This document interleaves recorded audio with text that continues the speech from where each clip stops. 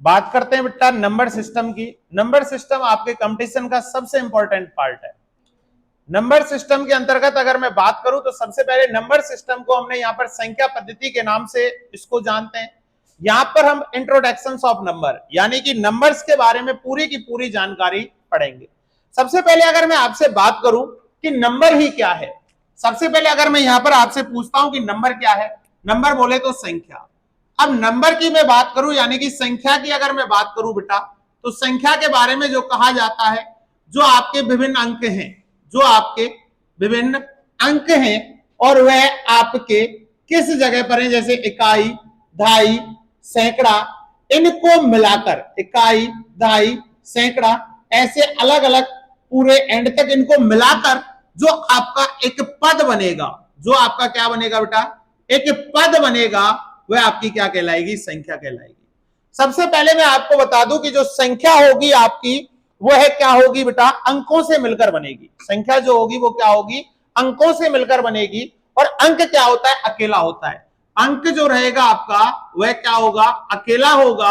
और अंकों को मिलाकर आपकी क्या बनेगी बेटा, संख्या बनेगी। अगर अंकों को हम मिला दें तो हमारी क्या बनेगी, अंकों को मिलाकर जो बनता है वह आपकी क्या बनती है बेटा, संख्या बनती है। अंकों को मिलाकर जो आपने संख्या बनाई, जैसे मैं एक छोटे से नंबर से बात करता हूं 1 2 3। अब यह आपका 123 यहां पर क्या है, एक संख्या है। क्या है, एक संख्या है। क्यों, 1 2 3 हमारे पास यहां पर 3 अंक हैं, इकाई, दहाई, सैकड़ा। ये क्या हो गया, इकाई, दहाई, सैकड़ा। यानी कि मैंने आपको अभी बताया, यानी कि इनको इकाई, दहाई, सैकड़ा के स्थान पर रखने पर जो पद प्राप्त होगा वह आपका क्या कहलाएगा, संख्या कहलाएगा। सबसे पहले तो हमें इंट्रोडक्शन ऑफ नंबर यानी कि संख्या के बारे में पता होना चाहिए। तो संख्या की अगर मैं बात करूं तो संख्या अंकों को मिलाकर बनती है। संख्या क्या बनती है, अंकों को मिलाकर बनती है। और अंक हमेशा क्या होता है, अकेला होता है। अब यहीं से आपके मैथ में 2 पॉइंट बनते हैं। सबसे पहला जो पॉइंट बनता है यहां पर, एक बनता है आपका जातीय मान। क्या बनता है, जातीय मान, या इंग्लिश में इसकी बात करें तो फेस वैल्यू, या इसको हम कहें तो शुद्ध मान। क्या रहेगा ये, शुद्ध मान।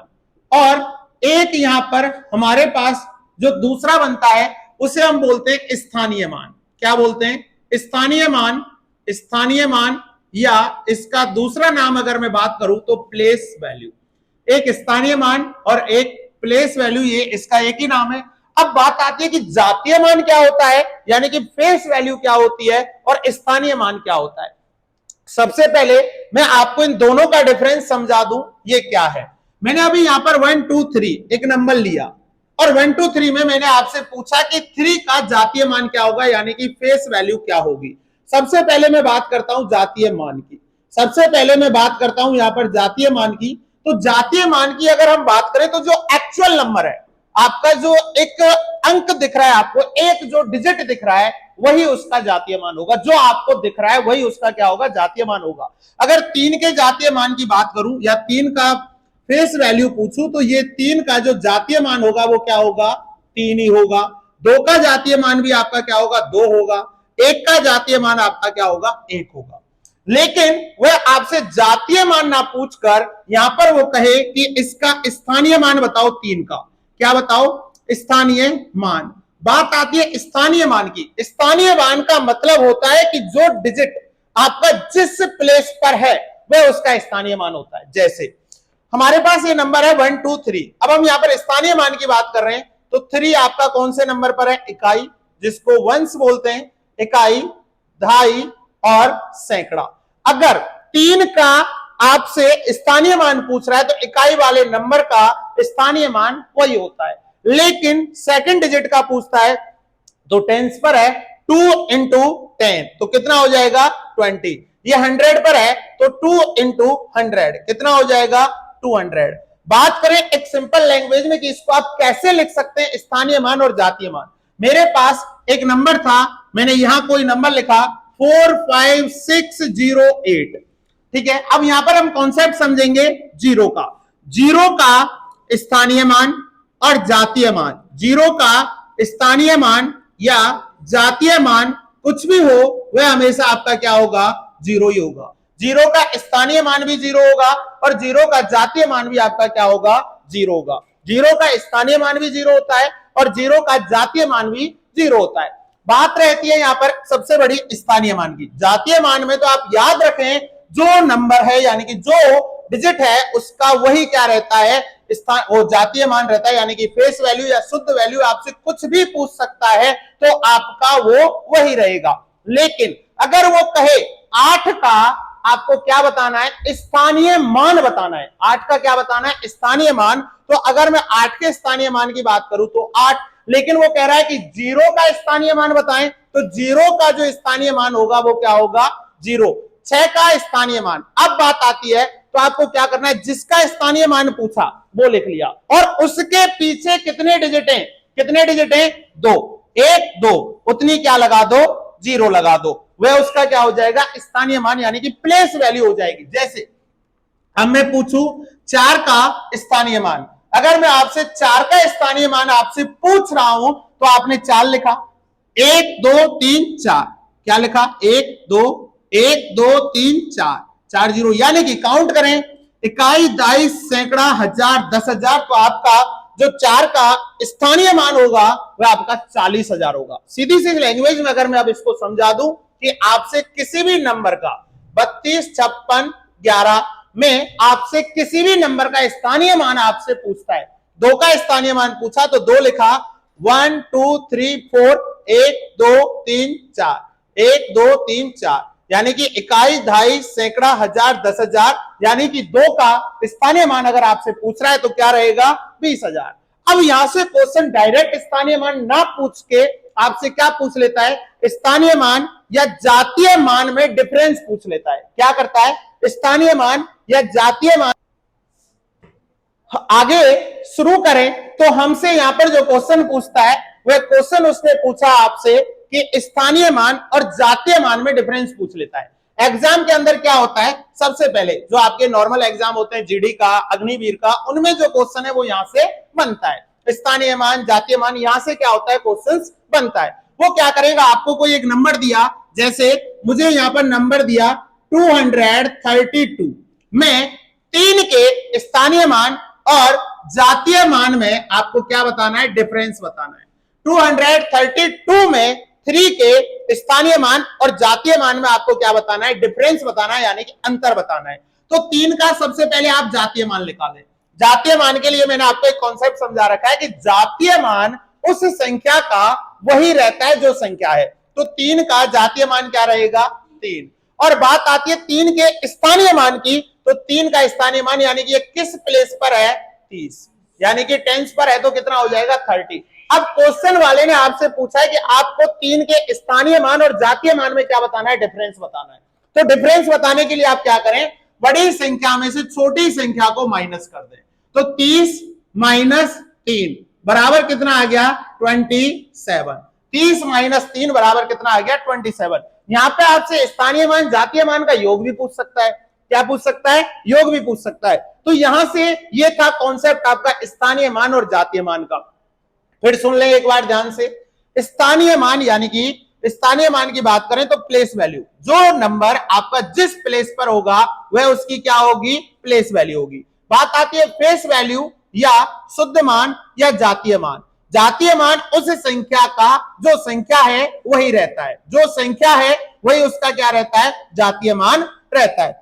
अब बात आती है यहां पर कि स्थानीय मान जातीय मान में अंतर पूछना, तो अंतर हम जो है वो निकालेंगे और उसको क्या कर देंगे, बड़े में से छोटे को माइनस कर देते हैं। अब यहां पर मैं आपको एक कॉन्सेप्ट बता दूं, जीरो की place value and face value always क्या रहेगी, जीरो ही रहेगी। जीरो की place value and face value always क्या रहेगी, जीरो ही रहेगी। अब आपको यहां से कुछ भी क्यों ना पूछ ले, याद रखना जातीय मान जो डिजिट है वो सेम रहेगा, जो आपका डिजिट है वह सेम रहेगा, लेकिन प्लेस वैल्यू जिस प्लेस पर है वह रहेगा। जैसे 223, तो 3 का अगर मैं आपसे प्लेस वैल्यू पूछूं तो 3, और 2 की प्लेस वैल्यू पूछूं तो 20, और 2 की फेस वैल्यू पूछूं तो कौन से नंबर पर है, वंस, टेंस, हंड्रेड्स, तो हंड्रेड्स पर रहेगी तो 200, ये क्या रहेगा, इसका प्लेस वैल्यू रहेगी। तो आपको जातीय मान और स्थानीय मान में कोई भी प्रॉब्लम नहीं होनी चाहिए। देखो बेटा क्वेश्चन दे रखा है, अभी हमने स्थानीय मान और जातीय मान का इंट्रोडक्शन पढ़ा। हमने पढ़ा कि स्थानीय मान की अगर हम बात करें तो स्थानीय मान जो नंबर आपका जिस प्लेस पर है वह उसका स्थानीय मान होता है। जातीय मान की अगर हम बात करें तो जातीय मान आपका वो कहलाता है जो नंबर है, यानी कि जो आपका अंक है या जो आपका डिजिट है वही आपका क्या कहलाता है, जातीय मान कहलाता है। क्वेश्चन वाले ने आपसे पूछा कि 49,587 में 5 के स्थानीय मान और जातीय मान में कितना अंतर है। आपके पास नंबर है 5। सबसे पहले आपको पता है कि जातीय मान क्या होता है बेटा, जातीय मान जो डिजिट है या जो अंक है, जातीय मान जो अंक है वो खुद होता है, जो अंक है वही होता है, जो अंक है वही होता है। अब यहां पर 5 से अंक क्या है 5, तो 5 का जातीय मान आपका क्या रहेगा, 5 रहेगा। 5 का जातीय मान क्या रहेगा, 5। लेकिन बात करें हम स्थानीय मान की, तो स्थानीय मान की बात करें तो स्थानीय मान जो डिजिट आपका जिस प्लेस पर है, वंस, टेंस, हंड्रेड्स, तो ये हंड्रेड्स पर है तो आपका इसका स्थानीय मान 500 रहेगा। क्या रहेगा, 500। लेकिन क्वेश्चन में आपसे पूछा है कि जातीय मान में और स्थानीय मान में कितना अंतर है, तो जातीय मान और स्थानीय मान में अंतर, तो सबसे पहले मैं आपको बता दूं कि अधिकतर आपका अगर वंश प्लेस के अलावा पूछा है तो आपका स्थानीय मान ज्यादा आता है। तो आप क्या करेंगे, स्थानीय मान में से जातीय मान को माइनस कर दें, यानी कि 500 माइनस 5, तो आपका जो आया 495। कितना आया, 495 इसका क्या होगा, आंसर होगा। तो याद रखना बेटा, यहां पर जो हमारा कॉन्सेप्ट था वो था स्थानीय मान और जातीय मान को समझना। तो स्थानीय मान और जातीय मान की अगर मैं आपसे बात करूं तो याद रखना, स्थानीय मान जो डिजिट आपके जिस प्लेस पर होगा वह उसका स्थानीय मान कहलाएगा, यानी कि प्लेस वैल्यू कहलाएगी। बात करते हैं जातीय मान की, तो जातीय मान आपका जो डिजिट है या जिसका पूछ रहा है वही रहेगा। एक पॉइंट याद रखना, जीरो का स्थानीय मान और जातीय मान ऑलवेज जीरो होता है। जीरो का स्थानीय मान और जातीय मान ऑलवेज क्या होता है, जीरो होता है। इकाई अंक का जातीय मान और स्थानीय मान दोनों ही क्या होते हैं, सेम होते हैं। क्या बोला मैंने, इकाई अंक का जातीय मान और स्थानीय मान दोनों ही क्या होते हैं, सेम होते हैं। जैसे मेरे पास नंबर है 49587, आपसे 7 का स्थानीय मान और जातीय मान पूछा। 7 आपका किस प्लेस पर है, वंश प्लेस पर, इकाई पर, तो 7, और 7 का आपसे क्या पूछ रहा है, जातीय मान भी पूछ रहा है, तो क्या रहेगा, 7। तो याद रखना, वंश प्लेस पर जो नंबर आता है उसका, वंश प्लेस पर जो नंबर आता है उसका स्थानीय मान और जातीय मान दोनों ही क्या रहते हैं, सेम रहते हैं। अगर वंश प्लेस के स्थानीय मान और जातीय मान का डिफरेंस पूछता है तो क्या होता है, जीरो। वंश प्लेस का स्थानीय मान और जातीय मान का आपसे क्या पूछता है, डिफरेंस पूछता है, तो ऑलवेज क्या आएगा, जीरो आएगा। तो ये कॉन्सेप्ट आपको याद रखना है। यहां पर इंट्रोडक्शन ऑफ नंबर्स की बात करते हैं, यानी कि मैंने आपको अभी बताया कि जो संख्याएं होती हैं, संख्या किससे बनती है, अंक से मिलती है। किससे बनती है, अंक से बनती है। और अब मैं यहां पर आपको बताऊं कि कुछ संख्याओं के बारे में हमने यहां पर क्लासिफिकेशन कर रखा है, वर्गीकरण कर रखा है। जैसे हमारे मैथ में एक नंबर होता है नेचुरल नंबर, जिसे हम बोलते हैं प्राकृत संख्या। नेचुरल नंबर की अगर बात करूं, जिन संख्याओं से गिनती की क्रिया होती है, जिन संख्याओं से क्या होती है, गिनती की क्रिया होती है, वो आपके क्या कहलाते हैं, नेचुरल नंबर कहलाते हैं। यानी कि सबसे पहले मैं बात करूं आपसे नेचुरल नंबर, और नेचुरल नंबर की अगर हम बात करें तो नेचुरल नंबर को हम बोलते हैं बेटा प्राकृत संख्या। नेचुरल नंबर को हम क्या बोलते हैं, प्राकृत संख्या। और इसकी डेफिनेशंस की अगर मैं बात करूं, जिनसे किसकी क्रिया होती है, गिनती की क्रिया होती है, वो आपके क्या कहलाते हैं, नेचुरल नंबर कहलाते हैं। नेचुरल नंबर में क्या शामिल नहीं होता, जीरो शामिल नहीं होता। नेचुरल नंबर में क्या शामिल नहीं होता, जीरो शामिल नहीं होता। नेचुरल नंबर की अगर मैं स्टार्टिंग करूं तो नेचुरल नंबर आपका जो शुरू होता है 1 2 3 4, और ये आपका ऐसे इनफाइनाइट तक ये क्या होता है, चलता है। लेकिन अगर मैं आपसे पूछूं, नेचुरल नंबर को हम जो डिनोट कर देते हैं, कई बार कैपिटल एन से इसको क्या करते हैं, डिनोट करते हैं। कैपिटल एन से हम नेचुरल नंबर को डिनोट कर देते हैं, प्रदर्शित कर देते हैं। यहां से अगर मैं आपसे पूछूं कि सबसे छोटा नेचुरल नंबर क्या रहेगा, तो सबसे छोटा आपका जो नेचुरल नंबर रहेगा वो क्या रहेगा, 1 रहेगा। सबसे छोटा नेचुरल नंबर यानी कि सबसे छोटी प्राकृत संख्या अगर आपसे वह पूछता है तो सबसे छोटी प्राकृत संख्या आपकी क्या रहेगी बेटा, 1 रहेगी। और सबसे बड़ी प्राकृत संख्या की हम परिभाषित नहीं कर सकते, हमें नहीं पता। हाँ, 2 अंकों की सबसे बड़ी पूछता है तो हम बता सकते हैं 2 अंकों की क्या होगी, 99 होगी। और अगर आपसे 2 अंकों की सबसे छोटी प्राकृत संख्या पूछता है तो क्या होती है, 10 होगी। पर सबसे बड़ी प्राकृत संख्या हम नहीं बता सकते। तो आपको याद रखना है कि अगर मैं नेचुरल नंबर की बात करूं या प्राकृत संख्या की बात करूं तो नेचुरल नंबर वे नंबर होते हैं जिनसे गिनती की क्रिया होती है, जिनसे क्या होती है, गिनती की क्रिया होती है। और गिनती की क्रिया आपकी कहां से होती है, 1 से होती है। तो आपके नेचुरल नंबर 1 से लेके इनफाइनाइट यानी कि अनंत तक चलते हैं। लेकिन यहां पर अगर मैं नेचुरल नंबर में यानी कि नेचुरल नंबर में किसको शामिल कर दिया जाए, 0 को शामिल कर दिया जाए। किसको शामिल कर दिया जाए, नेचुरल नंबर में अगर 0 को क्या कर दिया जाए बेटा, नेचुरल नंबर में 0 को हम क्या कर दें, शामिल कर दें। 0 भी इसमें क्या कर दें, शामिल कर दें। नेचुरल नंबर प्लस 0 यानी कि 0 को इसके अंदर अगर हम शामिल कर दें तो यहां से जो नंबर बनेगा वो होल नंबर बन जाता है आपका, जिसे पूर्ण संख्या कहते हैं। क्या कहते हैं, पूर्ण संख्या। क्या कहते हैं बेटा, पूर्ण संख्या। यानी कि यहां पर नेचुरल नंबर आपका अगर इंक्लूड कर दिया जाए तो वो क्या कहलाती है, पूर्ण संख्या, यानी कि होल नंबर हो जाता है। और होल नंबर की अगर मैं बात करूं तो होल नंबर आपके कहां से चालू हो गए, 0 1 2 3 और ये भी आपके इनफिनाइट तक चलते यानी कि अनंत तक चलते हैं। यहां से मैथ के अंतर्गत कुछ क्वेश्चंस बनते हैं। वो कैसे, अगर आपसे मैं पूछूं क्या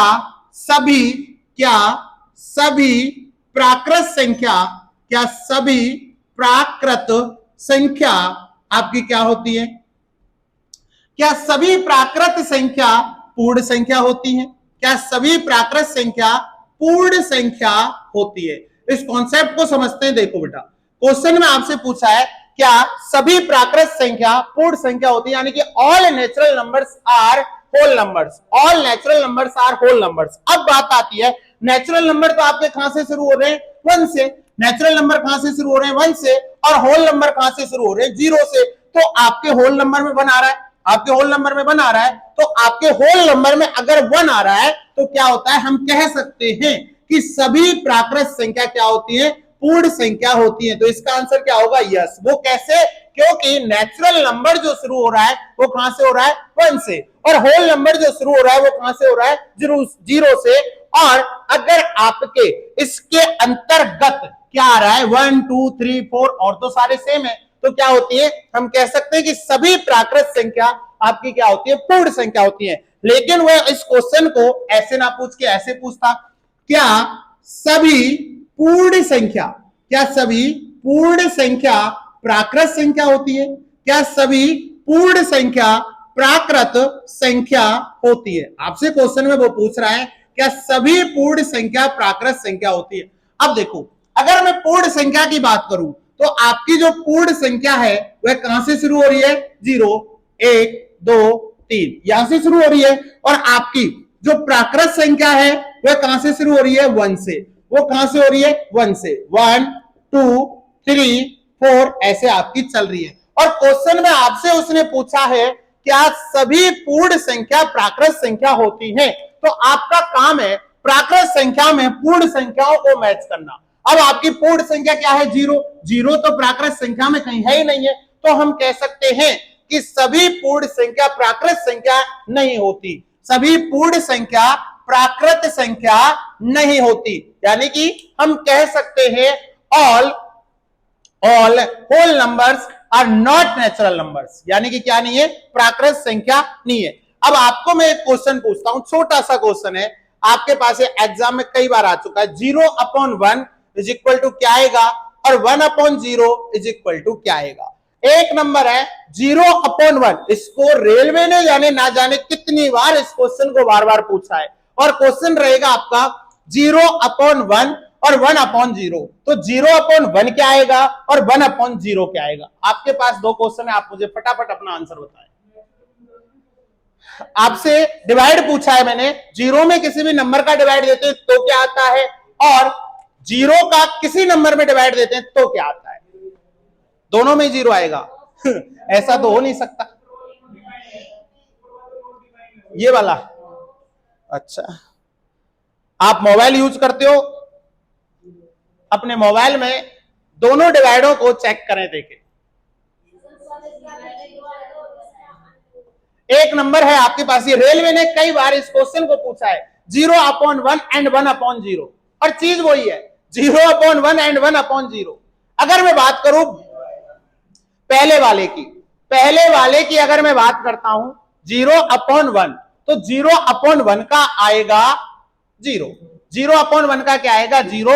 यानी कि मैं कह सकता हूं कि 0 में अगर किसी भी नंबर का डिवाइड दिया जाता है, 0 में किसी भी नंबर का डिवाइड दिया जाता है तो क्या आता है 0 आता है। लेकिन किसी नंबर में 0 का डिवाइड दिया जाता है, हम छोटे थे जब हमने डिवाइड देना सीखा, और डिवाइड कैसे दिया 1 0, 0 बन जा 0 बच गया 1, 0 बन जा 0 बच गया 1, 0 बन जा 0 बच गया 1, और ये डिवाइड आपका यू की यू चलता है, तो हम इसको कह सकते हैं नॉट डिफाइंड, अपरिभाषित। नॉट डिफाइंड, अपरिभाषित, यानी कि हम इसको क्या नहीं कर सकते, डिफाइंड नहीं कर सकते, और ये क्या होगा अपरिभाषित होगा। तो आपको ये कॉन्सेप्ट भी याद रखना है, ये एग्जाम में कई बार यू का यू ही आता है। तो क्या रहेगा, अगर 0 में किसी नंबर का डिवाइड दिया जाए, 0/a भी हो सकता है, कुछ भी हो सकता है, तो इसका आंसर क्या होगा 0। लेकिन 0 का किसी नंबर में डिवाइड दिया जाए तो वहां क्या होगा, नॉट डिफाइंड, अपरिभाषित होगा। बात आती है बेटा पूर्णांक संख्याओं की, और पूर्णांक संख्याओं को इंटीजर्स नंबर्स कहा जाता है। यानी कि सबसे पहले मैं आपको बता दूं पूर्णांक क्या है। पूर्णांक को अगर मैं लिखूं तो पूर्ण प्लस अंक क्या होता है, पूर्ण अंक। यहां पर आपके अंक क्या होंगे, पूरे के पूरे होंगे, चाहे वो कैसे हो, धनात्मक हो या ऋणात्मक हो, वह आपकी पूर्णांक कहलाती है। या मैं दूसरी भाषा में आपसे कहूं, यानी कि पूर्ण संख्याओं को धनात्मक और ऋणात्मक के रूप में लिखना, यानी कि पूर्ण संख्याओं के समुच्चय को धनात्मक और ऋणात्मक के रूप में लिखना आपकी क्या कहलाती है, पूर्णांक संख्या कहलाती है। पूर्णांक संख्या में आपकी में 0 भी इंक्लूड होती है, आपके में पॉजिटिव नंबर्स भी इंक्लूड होते हैं, और आपके में नेगेटिव नंबर्स भी इंक्लूड होते हैं। कैसे, पूर्णांक संख्याओं की बात करें तो आपके पास एक लाइन है ऐसे, यहां पर ये 0 है, ये 0 आपकी न्यूट्रल है, क्या है, न्यूट्रल। अब बात करते हैं पॉजिटिव नंबर्स, यानी कि जो आपके RHS साइड की ओर जो बढ़ेगा, 1 2 3 4 5, इधर आपके पॉजिटिव, इधर -1 -2 -3 -4। अब मैं 0 से इसको क्लासिफिकेशन करता हूं, 0 से अगर आप राइट हैंड साइड की ओर बढ़ रहे हो तो आपकी वैल्यू, यानी कि आपका जो मान है वह भी क्या हो रहा है, बढ़ रहा है, वह भी क्या हो रहा है, बढ़ रहा है। और अगर आप 0 से लेफ्ट हैंड साइड की ओर जा रहे हो तो आपका मान क्या हो रहा है, घट रहा है, आपका मान क्या हो रहा है, घट रहा है।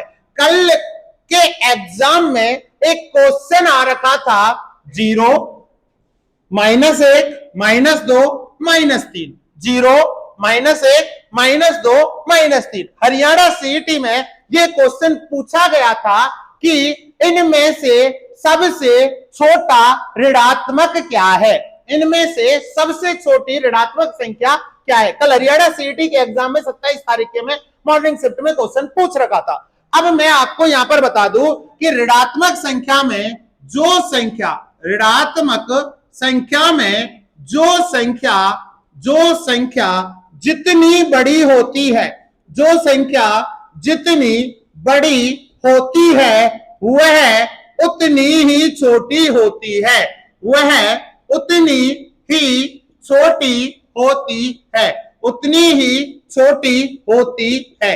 याद रखना, तो यहां पर 0 था, 0 तो है नहीं, -1 -2 और -3, तो ऋणात्मक संख्याओं में सबसे बड़ी संख्या क्या है, -3, तो यही आपकी क्या होगी, सबसे छोटी होगी, यही आपकी क्या होगी, सबसे छोटी होगी। तो याद रखना, ऋणात्मक संख्याओं में जो संख्या जितनी बड़ी होती है वह उतनी ही छोटी होती है। तो यहां पर सबसे छोटी संख्या क्या होगी, -3। यानी कि कंपैरिजन करें, आपसे क्वेश्चन में पूछे -3 और -8 में सबसे इनमें कौन सी संख्या छोटी होगी, तो -3 बड़ा होगा, -8 क्या होगा, छोटा होगा। तो याद रखना, ऋणात्मक संख्याओं में जो संख्या जितनी छोटी होगी वह उतनी बड़ी होगी, और जितनी बड़ी होगी उतनी छोटी होगी। ऋणात्मक संख्या में जो संख्या जितनी बड़ी होती है वह उतनी क्या होती है, छोटी होती है।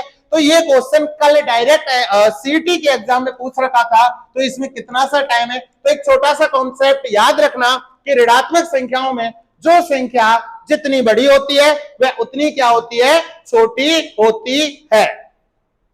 देखो बेटा बात करते हैं अब यहां पर, अभी हमने इंटीजर्स पढ़ा, अब हम पढ़ते हैं सम संख्या और विषम संख्या।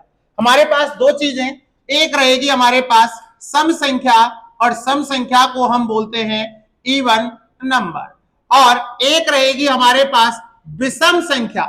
एक कौन सी रहेगी बेटा हमारे पास, विषम संख्या, और विषम संख्या को हम बोलते हैं ओड नंबर्स। क्या बोलते हैं, ओड नंबर्स। बड़ा ही आसान है, बहुत ही आसान है। अगर मैं सिंपल भाषा में समझा दूं, जिन संख्याओं का अंतिम डिजिट यानी कि लास्ट डिजिट आपका क्या हो, 0 2 4 6 8, 0 2 4 6 8 हो, वह आपकी सम संख्या कहलाती है। या दूसरी भाषा में मैं बात करूं, वे संख्याएं जो 2 से पूरे तरह क्या होती हो, विभाजित होती हो, वह संख्या आपकी क्या कहलाती है, सम संख्या कहलाती है। विषम संख्या इसका अपोजिट है, जो 2 से क्या ना होती हो, जो 2 से विभाजित ना होती हो, जो 2 से विभाजित ना होती हो, वह आपकी क्या कहलाती है, विषम संख्या कहलाती है। वह आपकी क्या कहलाती है, विषम संख्या कहलाती है।